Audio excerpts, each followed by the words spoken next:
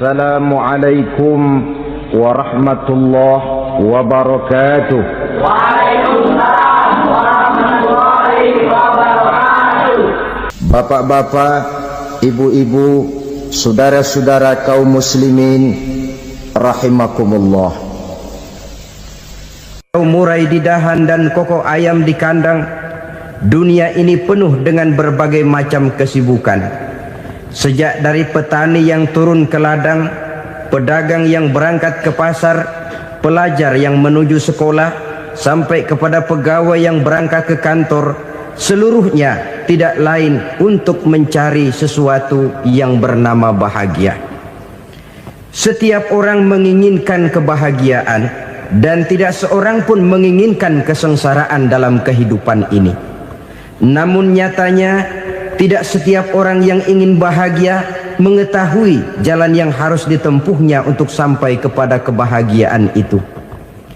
Maka pada kesempatan pertemuan kali ini, saya ingin menyampaikan sebuah hadis dari junjungan kita baginda Nabi besar Muhammad sallallahu alaihi wasallam yang termuat dalam kitab Mukhtarul Ahadits An-Nabawiyah, di mana beliau bersabda, Arba'un min sa'adatil mar'i. Ada 4 perkara yang merupakan tanda dari orang bahagia. Saya mau tanya, di antara saudara-saudara yang hadir di sini, apa ada yang kepengen jadi orang sengsara? Ya. Seluruhnya tentu ingin mendapatkan kebahagiaan. Maka menurut resep dari Nabi kita, tanda orang bahagia itu 4. Jadi kalau saudara ingin bahagia, harus mempunyai 4 perkara ini. Yang pertama, orang bahagia itu kata Nabi, darun wasi'un. Punya rumah biar bagus asal gede. Enak ngaturnya. Daripada sudah punya rumah kecil, adanya di pinggir kali, gubuk, kalau hujan bocor, miring lagi, kiamat. Loh, kalau gitu Islam materialis dong. Hadis ini boleh diartikan dengan makna hakiki, arti yang sebenarnya. Boleh diartikan dengan makna majazi, arti kiasan. Kalau dia diartikan dengan arti kias, maka yang dimaksud darun wasi'un ay qalbun wasi'un. Rumah yang luas tidak lain daripada hati yang lapang. Karena di situ kunci kebahagiaan yang sebenarnya. Walaupun kita cuma tinggal di petak berukuran 2 kali 3 meter, kalau hati kita luas-luas rasanya rumah itu. Tapi biar rumah kita halamannya saja puluhan ribu hektar, ada kolam renangnya, kamar tidurnya tidak lagi terhitung. Kalau hati yang menempati rumah itu sempit, maka akan terasa sempit jugalah rumah itu. Tempat bergantungnya tidak lain adalah hati. Marilah kita mencoba melihat berbagai pandangan orang tentang bahagia ini. Ada orang menyangka bahwa bahagia itu kalau dia mendapatkan harta yang sebanyak-banyaknya. Siapa yang banyak harta, dialah raja. Apa yang dia mau, seluruhnya bisa dibeli. Keamanannya, dia bisa menyewa petugas. Seluruh fasilitas untuk menyenangkan kehidupannya bisa dibeli.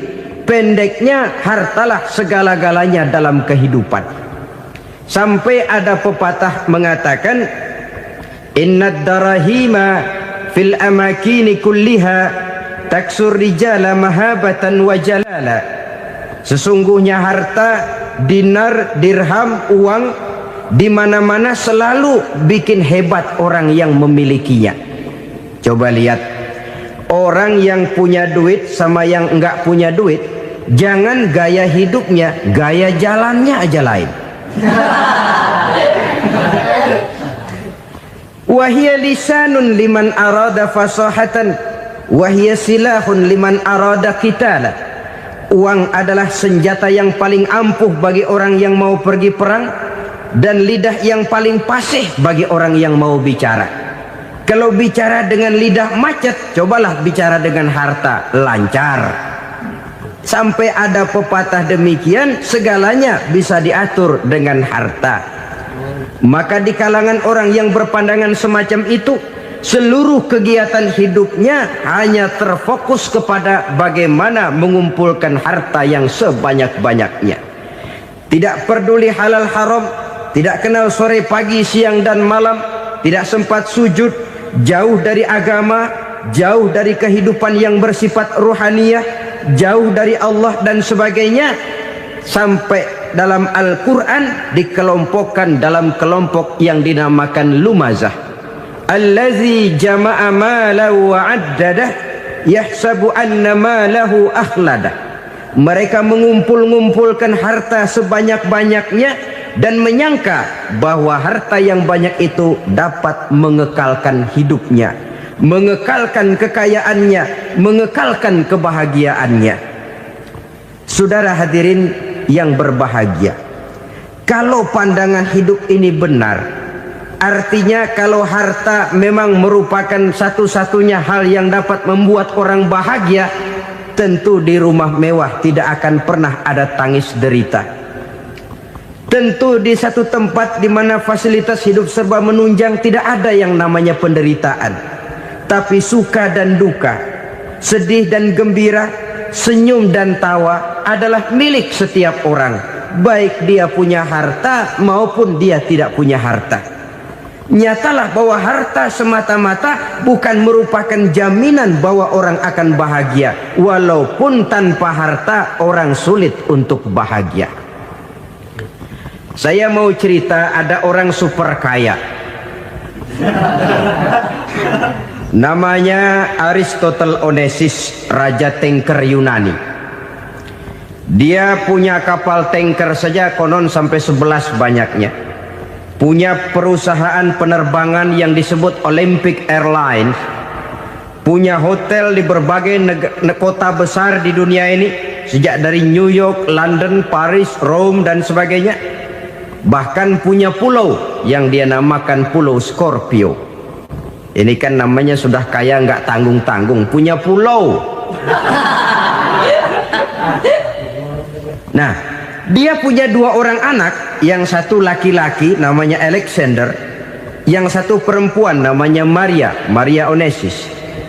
Seluruh harapannya tertumpah kepada anak lakinya Alexander ini, yang akan meneruskan usahanya, meneruskan kekayaannya, meneruskan dinastinya.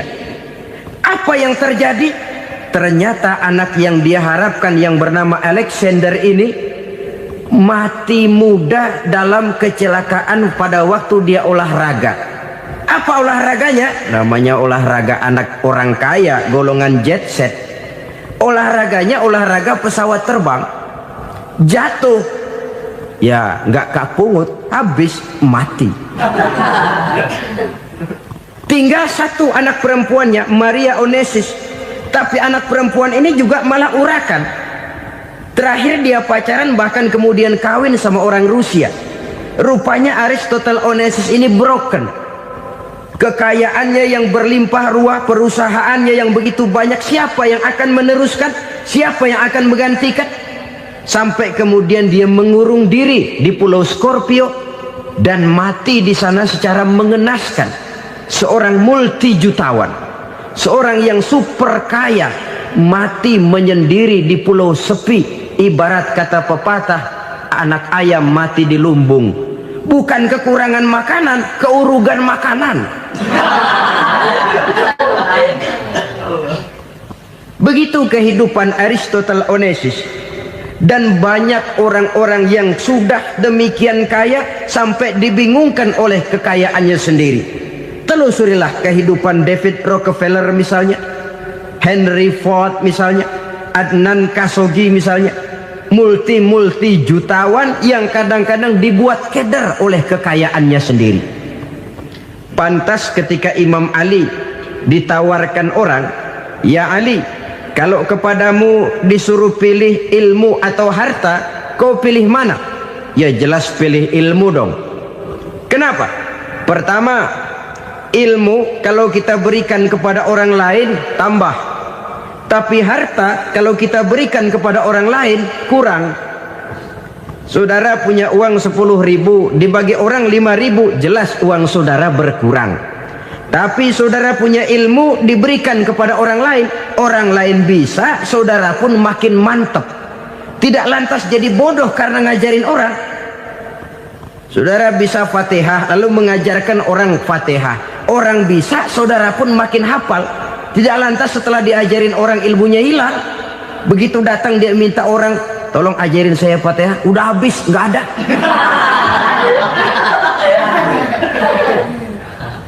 Yang kedua kata Imam Ali, ilmu menjaga kita. Kalau harta kita yang harus jaga. Makin banyak ilmu makin terpelihara diri seharusnya. Tetapi makin banyak harta makin bingung kita jaganya. Sampai kadang-kadang kalau perlu seluruh keliling rumah dipasangi alarm. Belum cukup disewakan anjing besar-besar, pasang di depan pintu, awas anjing galak. Masih belum cukup juga, cari centeng tukang-tukang kepruk jaga rumah. Masih terasa belum aman, padahal rumahnya dikelilingi tembok besar. Di balik tembok ada pintu-pintunya tebal. Di balik pintu itu terbuka masuk kamar, kamar pun ada pintunya, pintunya pun kuat. Masuk ke dalam kamar ada lemari, lemarinya pun pintunya kuat, dikunci, kuncinya pun kuat. Tapi terhadap seluruhnya yang timbul cuma sekedar was-was saja. Kesimpulannya sekali lagi, tanpa harta orang memang sulit untuk bahagia. Tapi harta semata-mata tidak merupakan jaminan orang akan bahagia.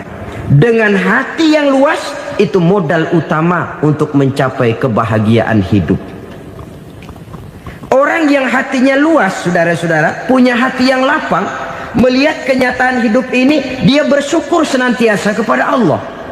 Lantas tidak timbul hasud dan iri hatinya.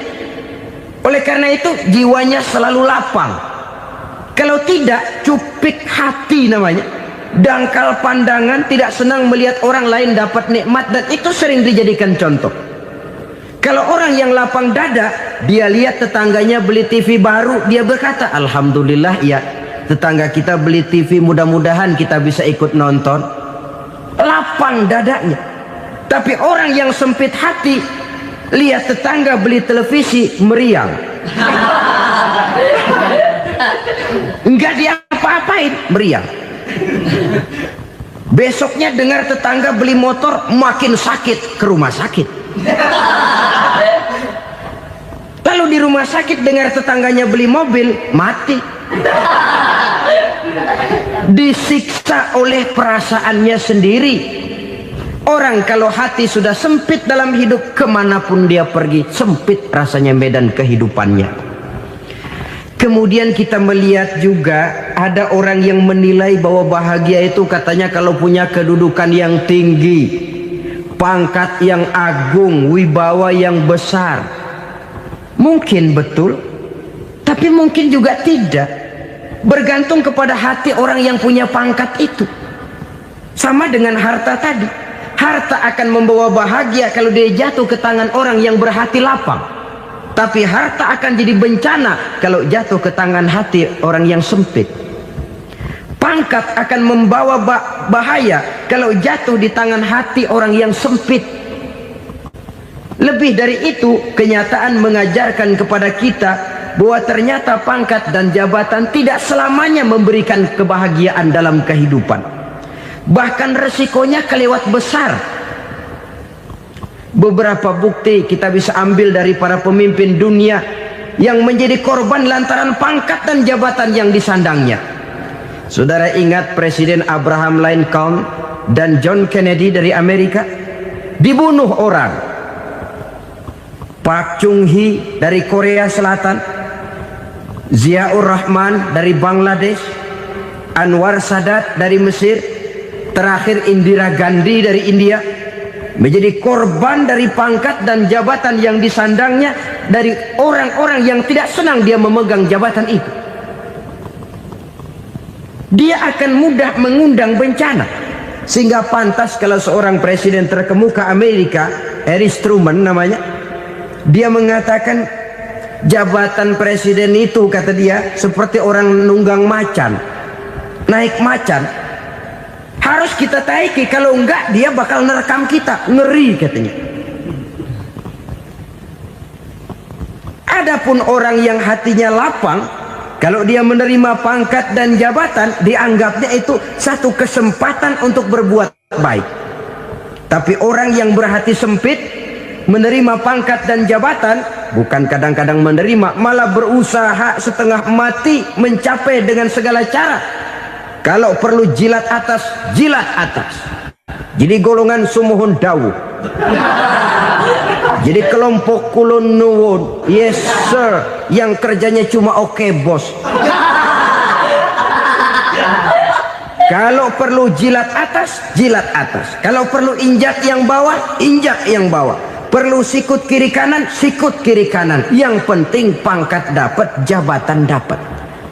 Orang yang semacam ini, kalau sudah mempunyai pangkat dan jabatan, biasanya dia tidak menganggap itu sebagai amanah, tidak menganggap sebagai kesempatan berbuat baik, tapi malah kesempatan untuk memperturutkan hawa nafsunya yang dilatar belakangi oleh kesempitan hatinya tadi. Apalagi kalau orang memperoleh pangkat karena banyak mengeluarkan uang, seakan-akan pangkat dan jabatan itu sekarang macam proyek pakai tender. Siapa yang berani bayar segini naik, nggak berani minggir. Padahal logikanya, kalau orang mencapai satu jabatan karena banyak mengeluarkan uang, hampir bisa dipastikan bahwa setelah jabatan itu dia pegang, langkah pertama yang akan dilakukannya ialah berusaha bagaimana uang yang dia keluarkan supaya kembali. Ya paling kurang pulang modal dulu dong. Soal mikirin rakyat soal nanti, tapi ini modal harus pulang. Itu celakanya kalau orang memperoleh pangkat dan jabatan cuma karena banyak mengeluarkan uang. Jarang orang yang mempunyai keyakinan dan pandangan bahwa pangkat dan jabatan merupakan amanah. Jadi sekali lagi, pangkat dan jabatan mungkin saja membawa kebahagiaan kalau jatuh ke tangan orang yang berhati lapang. Tapi bisa jadi bencana kalau dia jatuh ke tangan orang yang mempunyai hati yang sempit. Dan lagi-lagi stresnya hati yang lapang. Lalu sebagian orang, saudara, ada yang berpandangan katanya bahagia itu kalau jadi orang terkenal, mempunyai popularitas, menjadi idola di kalangan remaja, di kalangan orang tua, di segala lapisan masyarakat. Padahal makin populer orang, makin terikat dia. Ya kalau macam kita ini kan nggak punya nama, nggak populer, tengah malam buta mau nongkrong di warung Tegal aman. Tapi pangkat, jabatan, kedudukan, popularitas menyebabkan kita diikat dengan berbagai macam peraturan. Cuma mandi sama ke WC saja yang nggak dikawal.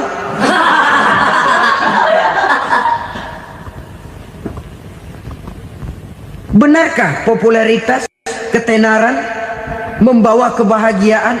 Mungkin ya, tapi mungkin juga tidak. Kenapa? Banyak orang-orang populer yang mengakhiri hidupnya secara tragis. Kita ambil beberapa nama. Di Amerika tahun 60-an ada bintang seksi paling terkenal yang dijuluki sex bomb, bom seks. Sampai sekarang jadi legenda, namanya Marilyn Monroe. Singkatan doublenya itu inisialnya MM, Marilyn Monroe. Terkenal top sampai dia mati tahun 62, namanya sekarang masih saja dibicarakan orang. Kenapa dia bunuh diri? Tidak punya hartakah dia? Banyak.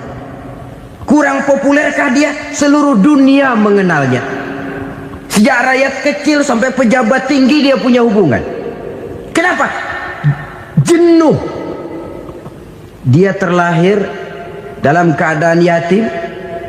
Setelah itu tidak lama dia berangkat remaja, ibunya meninggal. pindah dari wanita asuh ke wanita asuh sampai 12 orang ibu angkatnya. Dan kekecewaan yang paling parah, setiap laki-laki yang dekat dengannya hanya seperti kapal berlabuh, datang dan pergi silih berganti. Padahal dia merindukan seseorang yang bisa melindungi hidupnya. Dia rindukan itu dan dia tidak pernah menemukan. Itu yang akhirnya menyebabkan dia minum pil tidur kelewat dosis, minum obat tidur kebanyakan, ya tidur terus sampai sekarang.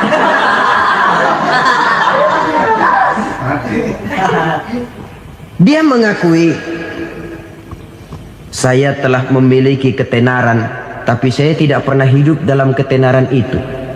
Saya pandai main sandiwara, tapi saya ingin hidup dalam alam yang real sebagaimana umumnya orang. Itu yang dia rindukan. Menyusul jejak yang namanya Marilyn Monroe ini, Billie Holiday, saudara kenal tentu, di rumah sakit dirawat. Dia juga minum obat overdosis, mati lagi. Jimi Hendrix minum obat tidur overdosis kelewat batas, mati lagi. Lalu yang menghanyutkan diri di danau, Janis Joplin dan Brian Jones.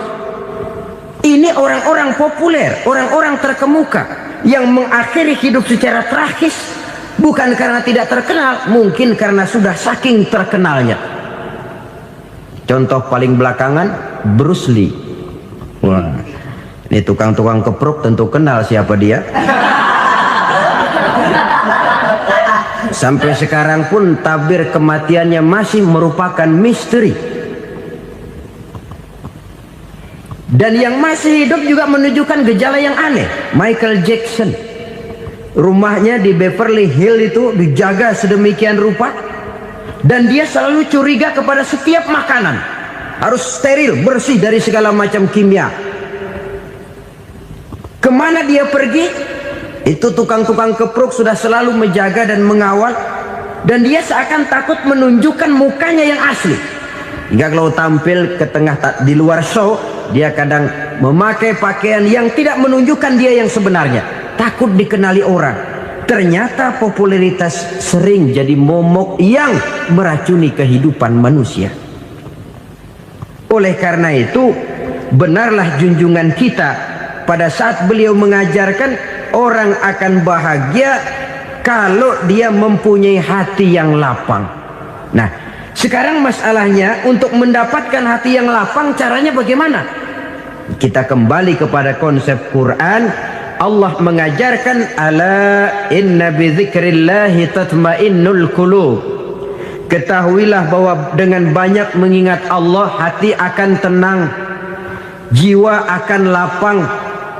Dengan kata lain, dekat dengan agama, merasakan kehadiran Allah dekat dalam hidup, itu muara pertama untuk mencapai hati yang lapang. Ala inna bi dzikrillahi tatmainnul qulub. Jangan macam orang sekarang ingin mendapatkan ketenangan lalu tapak di puncak gunung, di gua-gua, di tempat sepi. Iyalah kalau nggak ada ular. Kalau tergigit ular berbisa, ketenangan belum, mati jelas itu. Islam positif untuk mendapatkan ketenangan. Ala inna bi dzikrillahi tatmainnul qulubi. Bahwa ketahuilah bahwa dengan banyak mengingat Allah, hati akan tenang, jiwa akan lapang, nuansa pikiran akan luas. Karena yang namanya bahagia ada dimanapun manusia berada.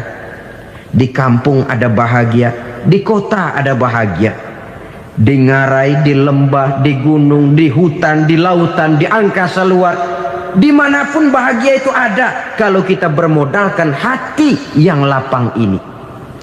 Dan hati akan lapang kalau kita dekat dengan agama. Dekat dengan harta buat sementara hati mungkin tenang, tapi ketenangan yang relatif dan temporer. Apalagi orang tiap kali tambah harta, tiap kali tambah rencana, itu wajar. Mungkin sebelumnya saudara berpikir, kalau punya duit 5.000 enak nih. Begitu punya duit 5.000, aduh sayang kalau 10.000 aja. Tiap kali tambah harta, tiap kali lain rencana. Makin banyak rencana, makin menjauhkan kita dari yang namanya ketenangan. Padahal ketenangan merupakan unsur utama untuk mencapai bahagia. Dan ketenangan itu bermuara dalam hati manusia. Tengoklah kehidupan ini. Orang yang banyak harta dengan orang miskin, berbedakah rasa sakit yang mereka tanggungkan? Rasanya tidak. Walaupun si kaya tidur di kasur empuk berselimutkan sutra mahal, sementara si miskin meringkuk di balai bambu yang keras dan kasar. Apabila maut datang, dia juga tidak pernah pilih bulu. Maut datang menjemput si kaya di singgasana keemasannya, dikelilingi oleh para pengasuh, dayang dan idang serta para pengawal. Dan maut pun datang menjemput si miskin papa, sehingga ia tergelepar di tepian jalan. Kedua-duanya bernama mati. Kalau nyata bahwa sakit yang ditanggung si kaya tidak beda dengan sakit yang ditanggung si miskin, bukan harta semata yang membuat orang bahagia. Hati yang tenang, jiwa yang lapang penuh kedamaian, karena banyak berzikir dan mengingat Allah, itu merupakan modal utama untuk mencapai sesuatu yang bernama bahagia.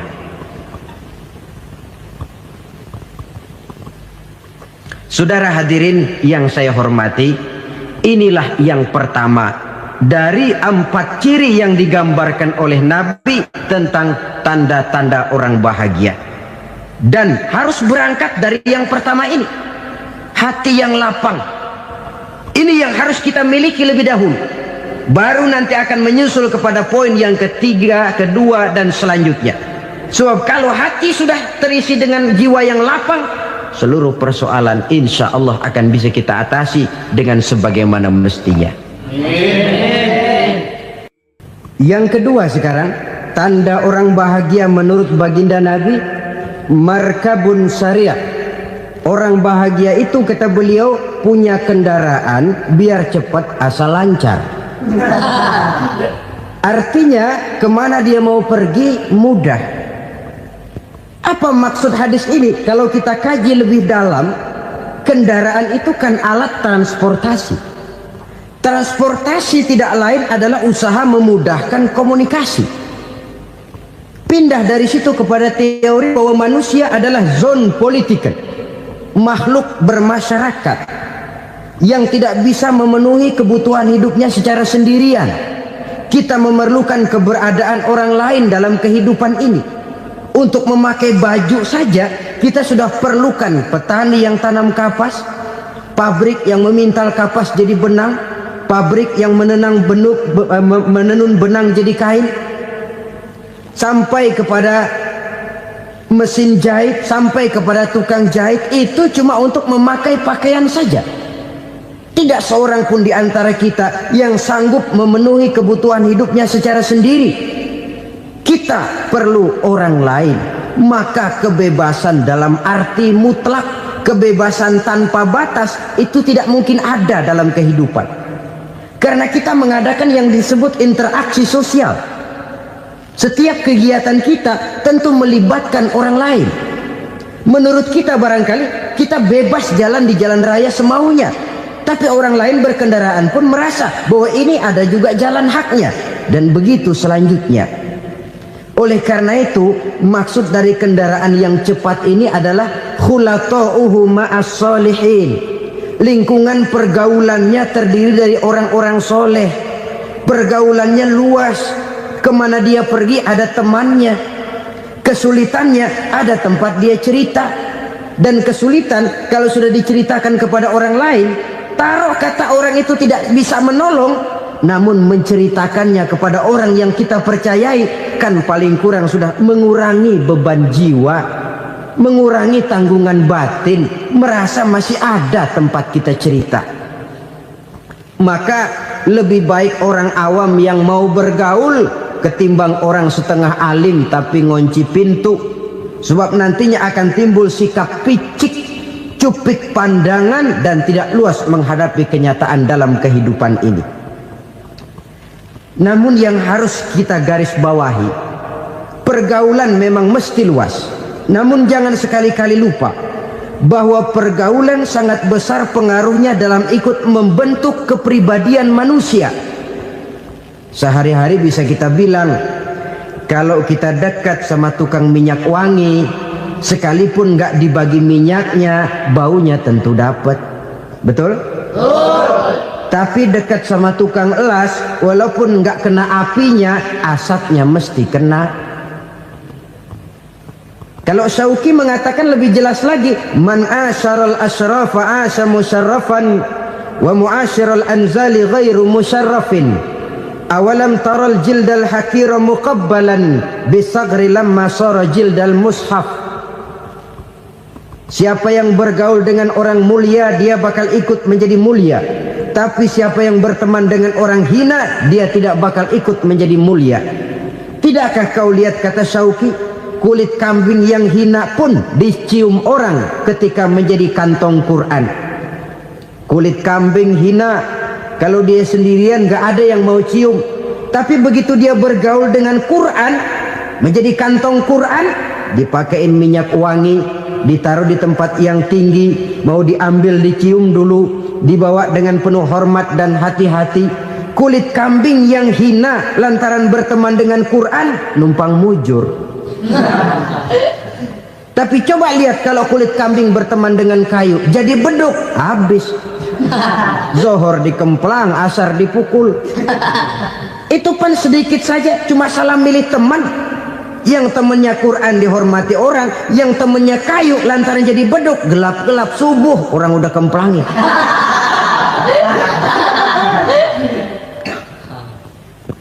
Maka terutama kepada adik-adik remaja yang masih mencari identitas diri, yang ibarat kaset masih kaset kosong, mudah diisi oleh apapun, pandai-pandailah memilih teman dalam bergaul. Karena banyak orang yang tadinya baik-baik, ketika terseret dalam pergaulan dengan orang yang tidak baik, kebaikannya menjadi lentur dan luntur. Tapi berapa banyak bajingan-bajingan tengik, orang-orang yang berlumur noda dan dosa, tiap hari melakukan maksiat, namun bergaul dengan orang yang baik-baik, pada akhirnya sedikit demi sedikit beringsut dan berangsur dia terbiasa mengikuti kebaikan-kebaikan. Saya tekankan ini kepada remaja karena mereka masih mencari identitas diri. Apa yang mereka lihat mereka mau, apa yang mereka dengar mereka ingin tahu. Coba lihat kehidupan remaja. Pulang nonton film Rambo, pengen jadi Rambo, gagah, maunya belekai melulu.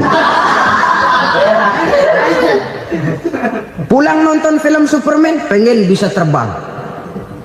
Pulang nonton India, nyanyi melulu. Wajar, mereka masih mencari identitas diri. Saya ini sebenarnya siapa? Lingkungan, pergaulan akan membentuk itu. Karena itu pandai-pandailah bergaul, karena ia sangat besar pengaruhnya dalam ikut membentuk kepribadian manusia. Apalagi sifat yang jelek lebih cepat menularnya ketimbang sifat yang baik. Sifat yang baik, watak yang soleh itu lambat sekali untuk menular. Tapi yang tidak baik, kan prosesnya mah kalau remaja biasanya mula-mula dengar. Karena dengar lalu pengen tahu. Karena pengen tahu lalu ngeliatin. Begitu ngeliatin kan pengen nyobain. Setelah nyobain ketagihan. Nah, ini prosesnya. Yang namanya ganja, morfin, narkotik, awalnya kan begitu. Mula-mula denger, katanya kalau sudah fly to the sky, sudah melayang ke langit, katanya disitulah puncak kebahagiaan. Mulanya cuma denger. Karena denger pengen tahu. Karena pengen tahu lalu ngeliat, kumpul sama orang yang suka ngeganja. Setelah ngeliat, nah pengen ngerasain. Begitu ngerasain enak juga, ketagihan. Kalau sudah ketagihan jadi penyakit kronis, bisa merembet kepada yang lain. Iya, kalau orang tuanya mampu untuk beli morfin, beli ganja. Kalau tidak kan pikirannya ngayap, jemuran siapa ya gue sahabat. timbullah perbuatan-perbuatan negatif yang bermula dari salah pergaulan. Apalagi buat adik-adik remaja yang tinggal di kota-kota besar, yang pengaruh budaya, pengaruh kesenian, pengaruh struktur kehidupan yang nampak makin individualistis, di mana persaingan tajam, tensi ekonomi tinggi, orang mudah mengalami stres.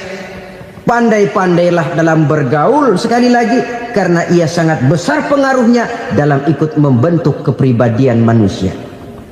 Orang bahagia punya kendaraan yang cepat, artinya punya pergaulan yang luas, dan lingkungan pergaulannya terdiri dari orang-orang yang soleh. Kemana dia pergi, ada teman. Kesulitannya, ada tempat dia cerita.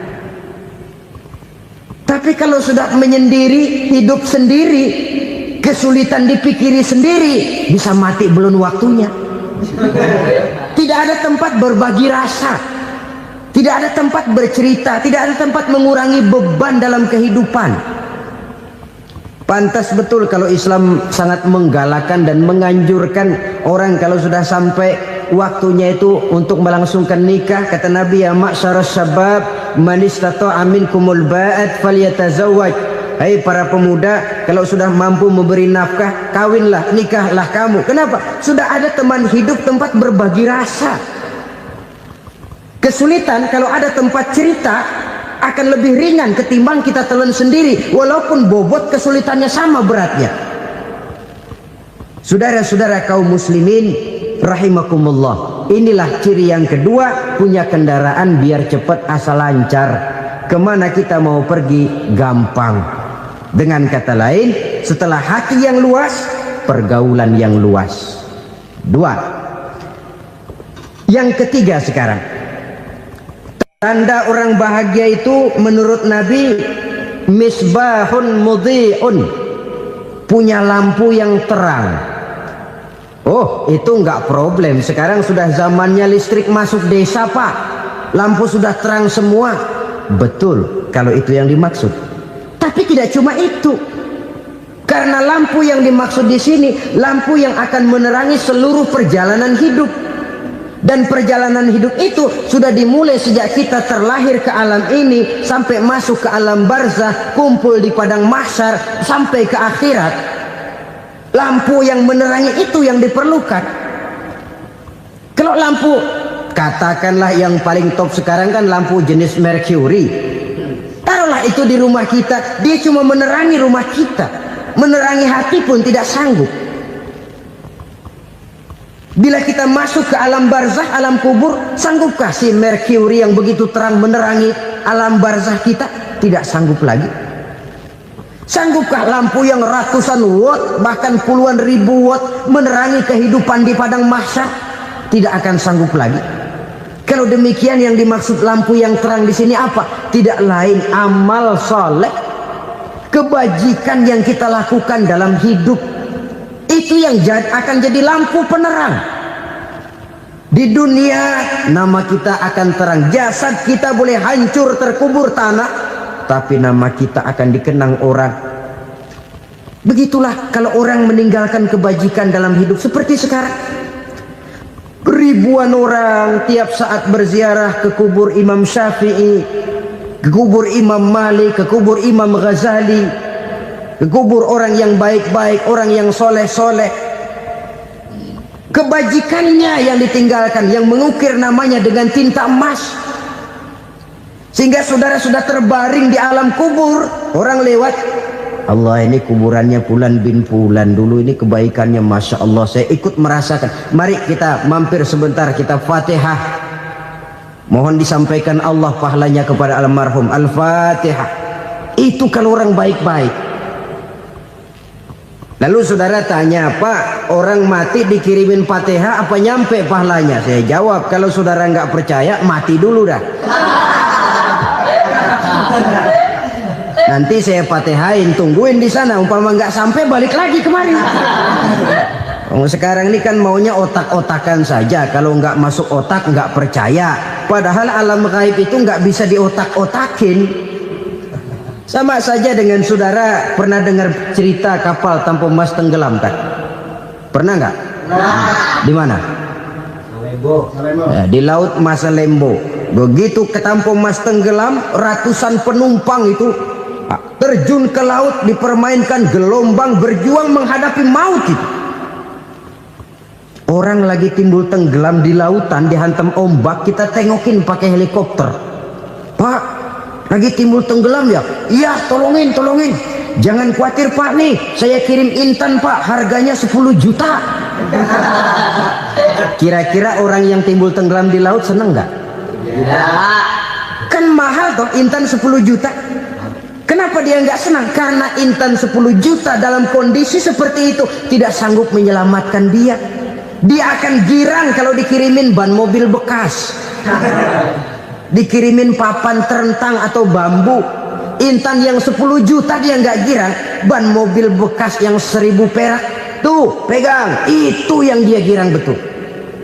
Inilah sebabnya Nabi berkata, mal mayyitu fi qabrihi illa kal ghariqil mutaghawwis. Orang yang meninggal di alam kuburnya seperti orang timbul tenggelam di lautan.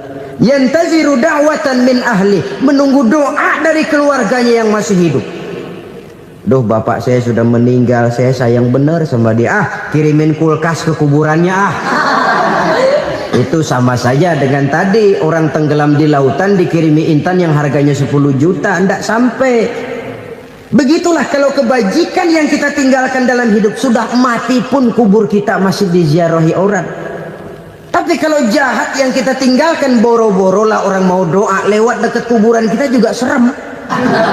Tuh bajingan no, dulu mati dipendem di situ tuh. Jangan lewat situ, ntar kesurupan, jangan. Lewat saja orang ngeri. Konon lagi membacakan Fatihah dan mengirimkan doa. Hidup pada hakikatnya adalah kesempatan untuk berbuat baik. Maka sekali kesempatan itu diberikan, manfaatkan dengan sebaiknya. Sebab kesempatan kedua tidak akan pernah ada. Kesempatan berbuat baik di sini, di akhirat sudah pembalasan namanya. Sekali kesempatan itu dicabut, dia tidak akan pernah dikembalikan lagi. Kata Iqbal, hidup tidak mundur ke belakang, Bung. Berhenti diinjak orang, mundur hancur. Tidak ada kata mundur dalam hidup ini. Berhenti diinjak orang, mundur kecebur. Tidak ada kata lain, harus maju dalam kehidupan dalam artian yang positif. Hidup adalah kesempatan untuk mengumpulkan kebajikan yang sebanyak-banyaknya. Di situ nilai daripada manusia. Sekarang ini memang nggak kelihatan kok, orang yang banyak pahala sama yang banyak dosa nggak kelihatan kok. Barangkali kalau habis bikin dosa palanya pada benjol, mungkin orang takut sama dosa. Tapi sekarang sama saja, orang yang banyak dosa dengan yang nggak banyak dosa jalan bareng dari belakang, sama, nggak kelihatan beda. Tapi ada waktunya di mana pahala memegang peranan, di mana dosa diperlihatkan. Sama saja kalau kita bawa mobil siang, lampu kan nggak begitu berfungsi. Apa lalu bilang, alah ini lampu berat-beratin, copot-copotin aja dah. Tidak perlu begitu. Kenapa? Pada satu saat malam senja akan datang. Bila matahari terbenam, senja pun datang, gelap mulai merayap, disitulah baru terasa perlunya lampu. Pahala begitu. Sekarang orang yang nggak ada pahalanya nggak kelihatan dalam kehidupan. Tapi pada satu saat senja kehidupan akan datang. Ajal merenggut nyawa, malam merayap, dan hidup mulai diliputi kegelapan di alam barzah. Dikala itu kalau nggak punya lampu, alangkah malangnya kita. Sebab amal yang baik, kata Nabi, di alam barzah itu akan diciptakan menjadi perempuan yang cantik menemani kita. Amal yang jahat akan menjadi orang yang paling jelek nemenin kita. Sudah di tempat gelap yang nemenin jelek.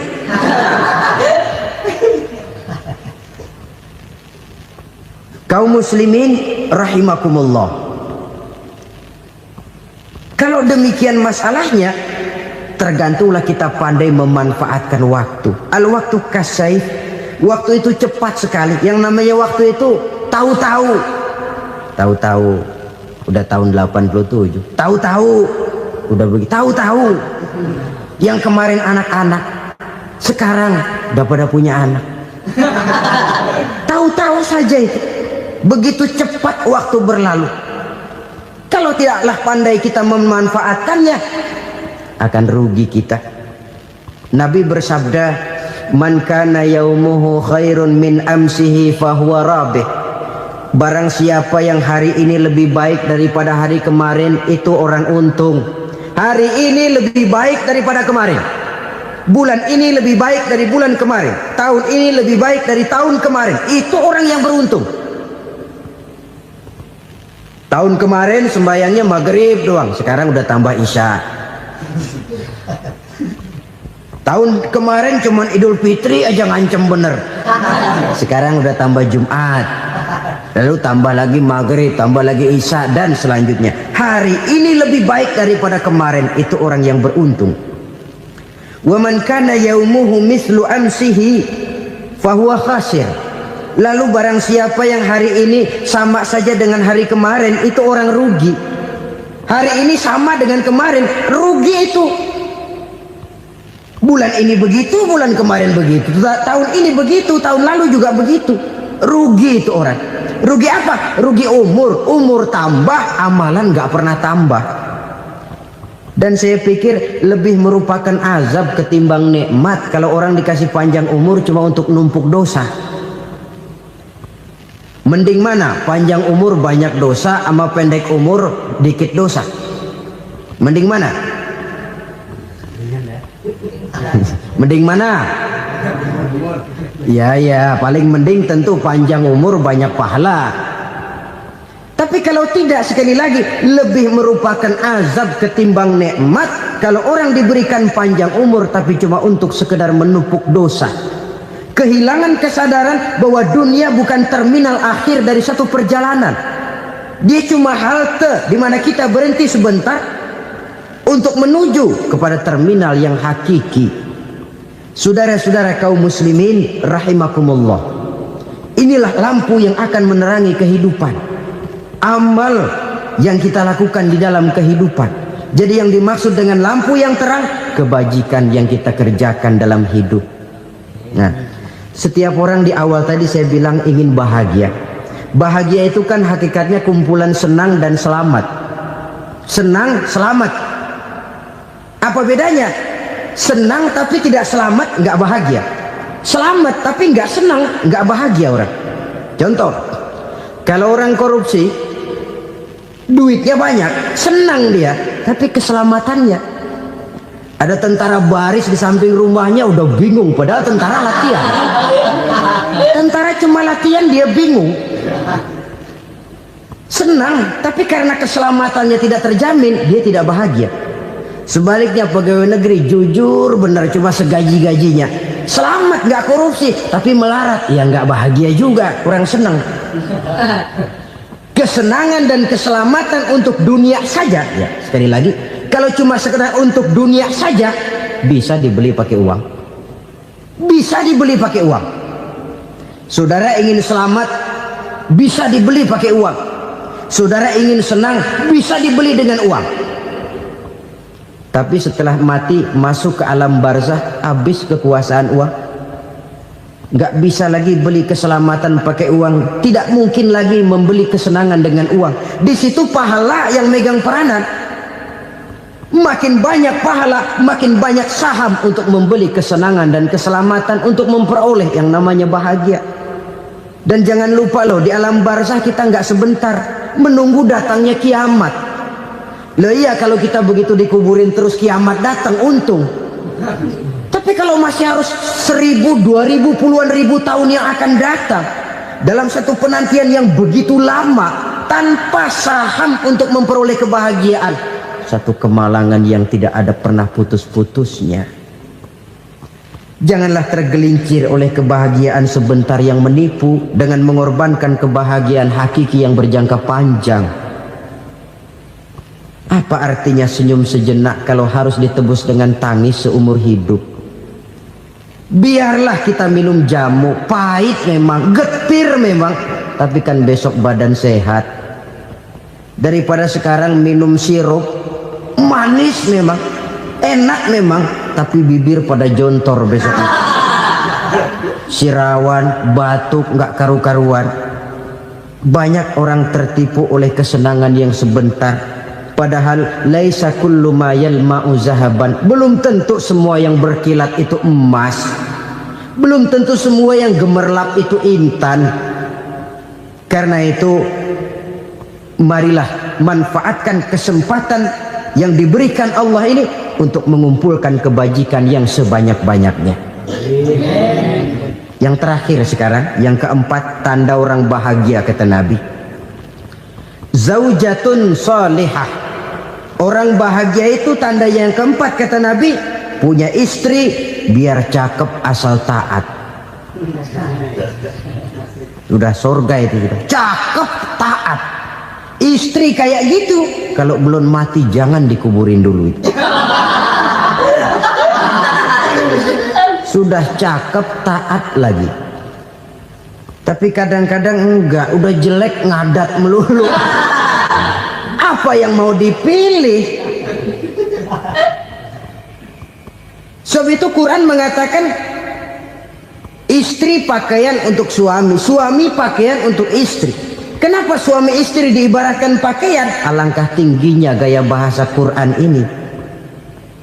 Suami istri teman hidup, hidup perjalanan panjang. Sejak kita dalam rahim sudah ada hidup kan di sini. Sampai ke alam dunia, masuk ke alam barzah, kumpul di padang mahsyar, sampai menuju akhirat, itu perjalanan hidup.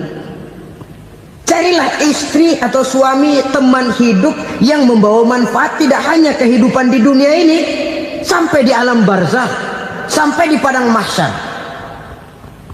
Suaminya mungkin meninggal lebih dulu, atau istrinya mungkin meninggal lebih dulu, tapi suami atau istri yang masih hidup berbuat kebajikan. Suami saya meninggal, ada hartanya, saya sedekahkan, niat pahala untuk almarhum suami saya. Ini teman hidup, tidak dibatasi dan tidak bisa dipisahkan oleh maut sekalipun. Zohirnya mungkin pisah, badannya mungkin pisah, tapi hatinya, jiwanya, kebersamaannya dalam menghadapi kehidupan. Karena itu saudara-saudara, bahasa Quran indah. Suami istri diibaratkan seperti pakaian. Apa fungsi pakaian? Pertama, pakaian jadi kebanggaan. Artinya suami harus menjadi kebanggaan istri, istri harus jadi kebanggaan suami. Yang kedua, pakaian itu kan fungsinya menutup aurat. Artinya sesama suami istri harus saling menjaga kekurangan masing-masing. Jangan malah sesama suami istri saling membongkar rahasia dan aibnya sendiri-sendiri. Istrinya diceritain jeleknya di mana-mana, atau suaminya dibongkar rahasianya di pasar umum. Itu sudah tidak lagi berfungsi sebagai pakaian. Kenapa semua ini diperlukan? Karena kita menyadari bangsa yang baik terdiri dari masyarakat yang baik. Masyarakat yang baik merupakan susunan dari warga yang baik. Warga yang baik adalah terdiri dari rumah tangga yang baik. Dan rumah tangga yang baik merupakan susunan dari pribadi yang baik. Dari situ langkah dimulai. Membangun satu bangsa yang baik diawali dengan membangun rumah tangga yang baik, dengan menciptakan pribadi-pribadi yang baik. Sehingga dari sini diharapkan berkembanglah nilai-nilai kebaikan. Orang akan bahagia mempunyai istri yang soleh. Kenapa? Tidak ada seorang suami bisa sukses jadi apapun dia, apapun profesinya.